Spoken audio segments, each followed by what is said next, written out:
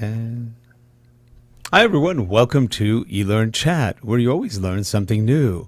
I'm Rick Zanotti, and I'm joined today by myself. We have a special guest, though. We've got David Kelly, Executive Director for the Learning Guild. He'll be on right after this. Here we go.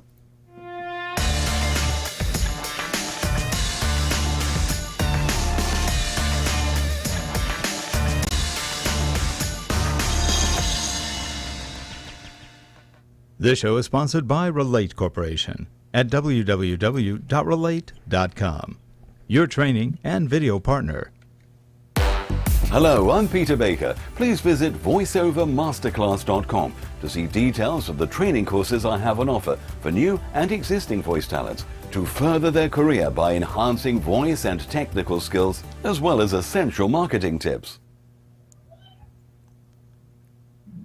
And joining me today, David Kelly from the Learning Guild. How are you, Dave? All right. How are you, Rick? I'm doing great. Have you recuperated or recovered from the show yet? Getting there. Getting there. Getting there. Most people, if they've never put on a show or even a user group, don't realize how much work it is to do all that kind of stuff. And a lot of pieces have to come together. And from what I saw, being there, they came together really nicely. You guys did a great job. Oh, thanks. Yeah, we've been getting great feedback from the show. It's always great to hear what people learn and what people share and the value that it had. I have the privilege, just being one of the more visible people from the Guild, the show. A lot of people come up to me and share what they learned, and this was one of the best years we've had at the show by far. It was a really nice show, and the venue improved, because even though you've been at the Mirage before, they did a massive cleanup of the air system. You know, yes, I walked in, you couldn't even smell the smoke anywhere. Yeah, one of the benefits that we like about the Mirage is the location of it as it relates to the casino. Mm-hmm. A lot of the conference centers are very close to the casino, so you do get that smoke and such. But the Mirage doesn't have that. It's a completely separate area, and they do a great job of just making that space unique and separate from it. So yeah, I'm glad to hear that was noticeable for you. Yeah, I'm one of those who I'm a little sensitive to smoke, and it was like, wow, I don't smell a thing. That was pretty good, and plus it's a nice hotel. They had some good restaurants and stuff. We actually didn't stay at the hotel. We booked a little too late, so we stayed in another place. But next year we're going to book early and make sure we get into the hotel, because it's more fun being there with everyone. Yeah, it definitely adds to the energy. It's one of the challenges that we had this year. It was such a successful event that we actually sold out of all the rooms at the Mirage. You walked around the Mirage, everybody who was staying there was part of DevLearn. It was really exciting. A different kind, that's a good problem, isn't it? It is. It certainly is. It's better than the alternative, that's for sure. Yeah. So how many people show? I heard just people talking in the hallways that it was about 4,300. Yeah, it was right around 4,200 at the end of the day. We're still going through some of the final accounting from it, but it was about 4,200 people totally in the building. That's a lot of people. Yeah. I mean, it's the biggest DevLearn we've ever had. It was. You could feel the energy. You see the videos that you share in there. There was a great energy of just people walking around and sharing with one another. And we always like when the facility and the crowd matches the size. It creates that energy really in the facility. No, you're right. And this year we had gone to Learning Technologies in London. I think you were there mm-hmm. too. Yep. And there was a lot of energy. I didn't see it any different from the energy that was at DevLearn this year. So whenever people say, well, that's the most energetic, honestly, I thought it was about the same, meaning there was a lot of energy in both shows, and it made the show more fun because you could sense it. It was palpable. And yeah, it really was. And so what we did when we were there, we took a lot of video. We did some interviews there. We didn't do as much as we should have, partly because I was a little torn up. I had a leg injury before we went there, so I was like at half-mast, limping along, trying to go, oh, man, what a bad time to go limping around. But I'm pretty much okay now.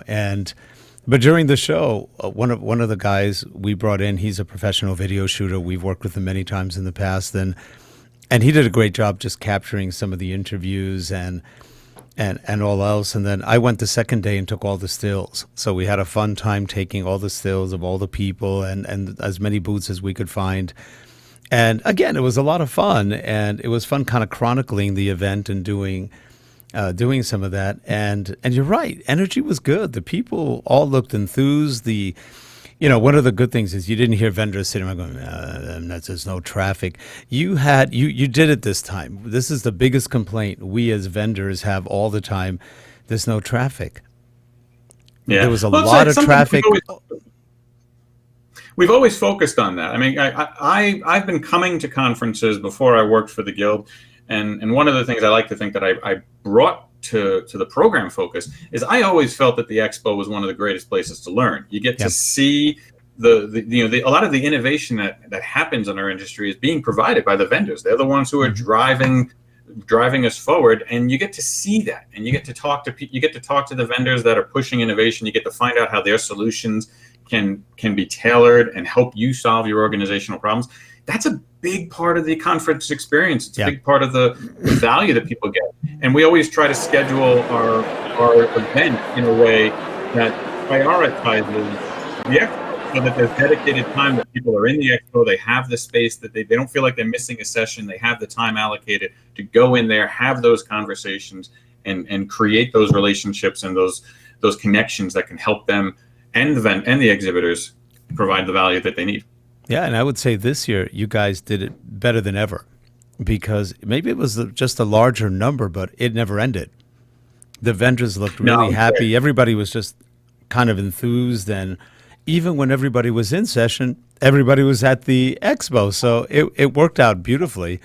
There was never a moment where it looked empty.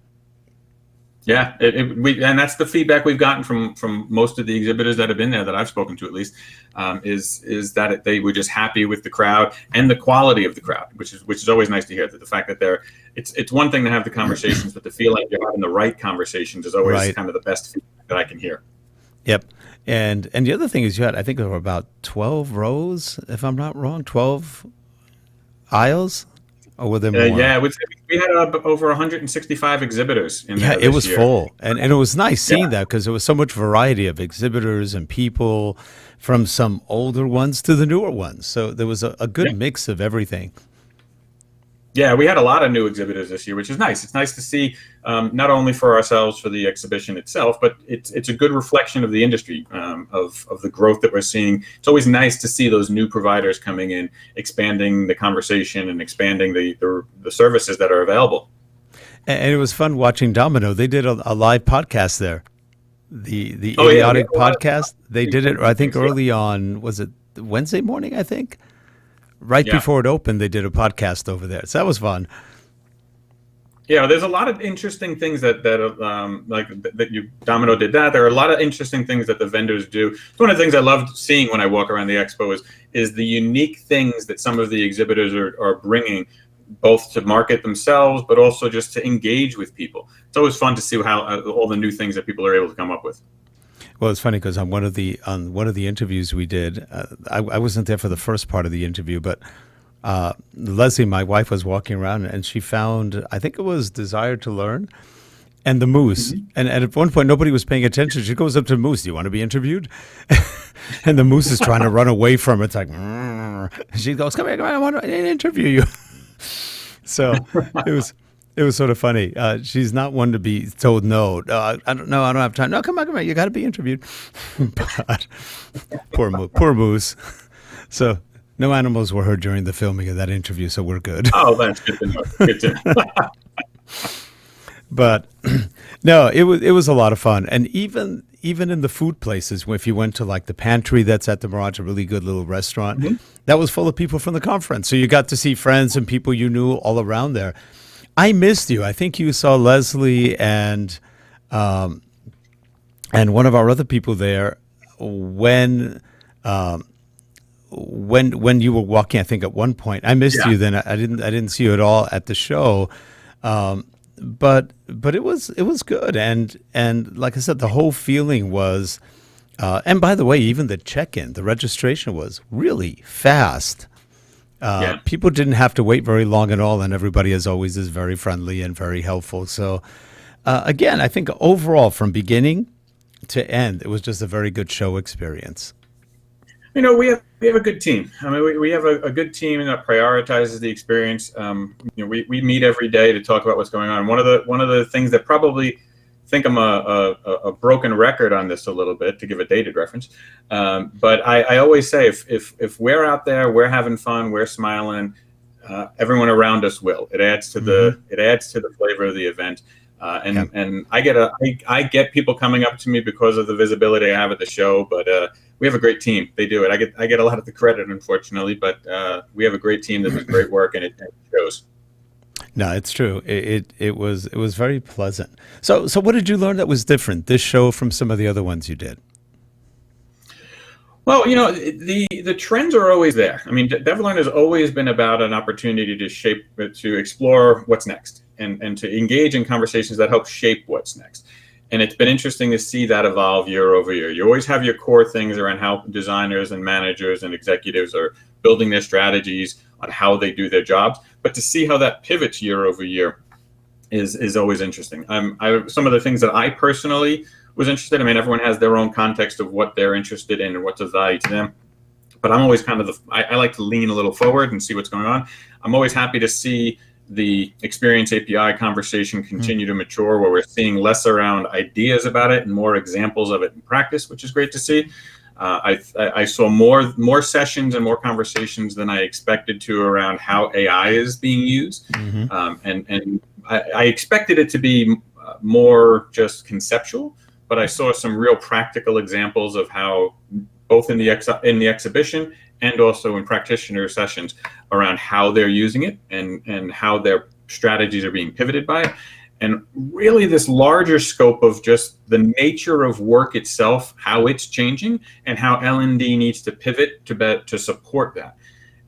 So it was really exciting to see that, because there's a lot of technological changes going on and a lot of changes in just the nature of work itself, and how L&D needs to adapt to those changes makes it a really exciting time to be in our field. And I guess that would be my summary of DevLearn, is to be able to see that on display from the community itself is what really feeds me when I go to DevLearn every single year. Yeah, it's fun. It's fun because you're always getting something kind of new, something sort of repackaged, and some things that aren't there yet, but boy, they're going to be there in another maybe 1 to 5 years. And AI is one of those. I mean, AI is here, and we're slowly starting to see where AI is taking, for example, in the area of scenarios. AI is going to be big. Give it another year, maybe 2, and we're going to see a lot of scenarios that are much more realistic than what we've had in the past because of AI. Without having to get tons of voiceover talent or whatever else, you'll be able to simulate a lot. I think that's coming. In fact, tomorrow we've got Joe Gonchi and Margie Meacham doing a show with us about neuroscience, AI, and learning. So that should be interesting. Along the same lines, Joe's been working with some Google AI that allows you to do that kind of simulation or random talking with some sort of avatar or object, whatever you want to make it talk, and it should be pretty cool, pretty interesting.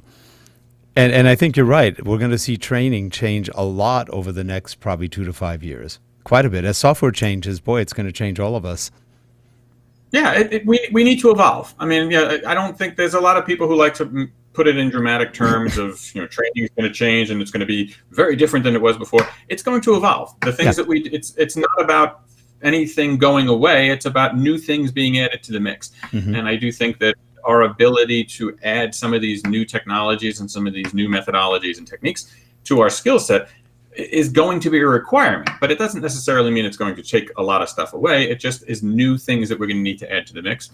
It just keeps things moving forward, which to me has always been makes life more interesting, makes work more interesting. Yeah. So what do you think is going to be different next year at DevLearn? Any plans yet? Yeah. I mean, we already have started talking about next year. We always make the joke, so to speak, that making a conference is kind of like childbirth, largely because it's painful and it takes about 9 months. but so we've already started talking about DevLearn for next year. It'll be the 17th year that we're doing DevLearn. The bones of it are always kind of the same in terms of what we do and what we do, but it always evolves every single year. We introduce some new things, some stuff that might necessarily be a little aged, we take it out. So nothing in stone as of yet in terms of what we're going to do next year, but a lot of great ideas floating around. That's one of the things I love about our team, is that there's a lot of ideas that float around on what we can do to make it even better, and a lot of great feedback to the community that helps inform that. And then we have the selection process of what we want to do to add to the mix in the coming year is always a lot of fun, because we have great options. It's a matter of choosing which ones we want to do. Are you still at the Mirage next year?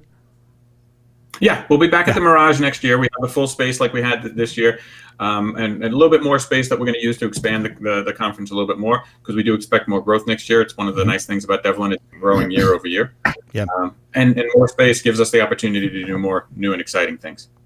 Now, like Learning Technologies in London, which is a fairly international show, aside from Great Britain, you've got almost all of Europe and a couple of Yankees that make it over there, not too many. Do you think this show will become more international, maybe more of the Pan-Asian market or anything like that?